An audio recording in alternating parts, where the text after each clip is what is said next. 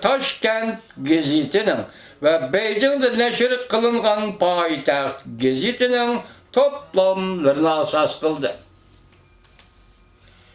Bu kitapның ayrım joylarida Robert Shaw Efendi'nin adamni bek qiziqtiradigan qir tatarlari degan kitobi ve shuningdek Grigoriyevning Sharqi Turkiston degan kitobidan foydalandı. Gazet jurnallarda e'lon qilingan ko'plagan maqolalarmi ba'zi tafsilotlarni yozishimga yordam berdi. Chunki bunday tafsilotlar boshqa asarlarda tilga ilinmagan edi, kechiringlar. Oxirida faqat Angliya kitobxonlariga junguluqlarning boturligi va siyosiy iqtidorining biz uchun qandoqcha haqiqiy savoq bo'ladiganligini obdan o'ylanib beqishini tavsiya qildi. Anladınız vatandaşım? Maksat nima bir? Jungoning yoki Manjuriyaning shu vaqtdagi dengiz bo'ylariga iyi bo'lish. Savdo tijorat masalasidan Bençin hükümetinin deniz boylarına iyi olur. Oyunu bir kişi tavsiye kıldı. Çünkü oladı ki bu hisletler nöbeti Hindistan çevirisine dair her bir meselede. Siyam, Birma meselelerden tartıp Keşmir meselesi geçer. Bolgan meselelerde yetekçi güç bulup kaldı. Şehirler Efendi yazgan Türkistan degan kitapta Qashqar meselesi tilga elinmagan bolsa mı? Ama bu kitap O'rta Osiyoga münasebetlik eserler içinde elma muhim hesaplanır. Ben bu kitabımda Qo'qon vakasının jarayonini bayon qilishda ko'pincha aşı eserden foydalandim. Lekin yanıla Lord Douglas Porset'nin resmi dokulatidagi Doktor Bellevning tarihi bayanını asas kıldı.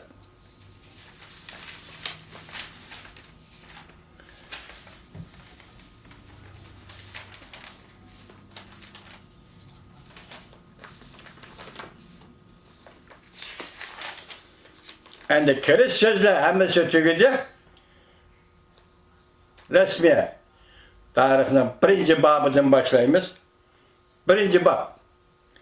Qashqariyaning coğrafi ve ahvali hakkında umumi bayan. Qashqariya, Sharqi Turkiston yani Jungoga tabi Turkistonning g'arbiy qismini o'z ichiga oladi. Jungoga tabi deganda bir tercümanı çağrısız. Xitay tercümanı o yüzünün işi, Uygur tercümanı tarihsiz. Bir yerde Charles Bolger İngiliz tilde yazganda Jungoga tabi Türkistan dedi mi, demedi mi bunun yüzü bir gap. Endi çağrı yok. Beni keçirinler vatandaşlar başında. Lokma taşlap koygunum için beni keçirinler. Adam iken ben bu gaplarga çıdap duramaydı iken beni keçirinler. Qashqariya, Sharqi Turkiston. Yani Jungoga tabi Türkistan'ın g'arbiy kısmını öz ichiga oladi. Onun fasilini bazılar şimalda Sibirya bilen, Janubda Kashmir tağları bilen, Sharqda çöllük bilen. Bu yerdagi çöllük Marco Polo meşhur İtalya seyahatçisi ve 1271 yılı dadısı ve tağısı bilen Venetsiya'dan, İtalya'nın Venetsiya'dan sefergatlanıp Suriye, İran, Afganistanlarını, Pamir igizligini ve Şinjan'ın Xotan rayonunu besip ötüp 4 yılda Yuan Xandallığının, Xitay Yuan Xandallığının payitaxtı Xanbalık kelgen. O Jungo'da 17 yıl turup elimizden nurgun joylarını seyahat kılıp 1209 yılı öz vataniga qaytgan. Keyin Marco Polo Sayahati namlı kitapni yazdırıp Jungoni Yevropalıkka tunji qatim tanıştırgan şahs. Muharrirdir. Çöllük bilen g'arbda Pamir igizligi deb atalgan otlaq bilen tutuşudu. Degan bu gap umuman hali to'g'ri bo'lsa-mu, Ama bu rayon, yani Kaşgar rayonu hakkında tepsiliyrek muhakim yürgüzülediğen ve bu eserde bunu toluqraq düşendirmey bolmaydı. Çin mənisini aytqanda Kaşgar asli bir şehir. Nunla namı idi. Marco Polo davridan keyin bu rayonda mazkur şehirning aholisi en köp, en bayashat bolganligi uchun atrofdagi joylarga qo'shilib, mushu nom bilan atiladigan bo'lgan. Onun to'g'ri nomi Kichik Buxoro yoki Sharqiy Turkiston. Jungoliklar bu yerni Sullo deb ataydi. Keyingi chog'larda o'tgan Abdullah Ataliq G'ozining igidorchiligidagi joylarni Qashqariya deb ataydigan bo'ldi. Bu nom bilan atalgan yerler Jungo Türkistan'ın köp kısmını içkiga algan bo'lib, Jungo hukmronlik qilgan mezgilni hisobga almagan da ilgari o'tgan har qanday bir davrdagi yerlik hukmronlar idora qilgan rayonlardan çok. Elbette. Yuqorida ko'rsatib o'tganimizda ba'zilarning Qashqar chegarasining umumiy fasolini shimolda Sibiriya bilan tutishadi degani bu xato. Çünkü bu aralıkta yana Cungariya yoki Moğolistandan ibaret keng rayon bor. Jungoliklar hukmronlik qilgan chog'dagi Cungariyaning markazi Eli deb ataladi.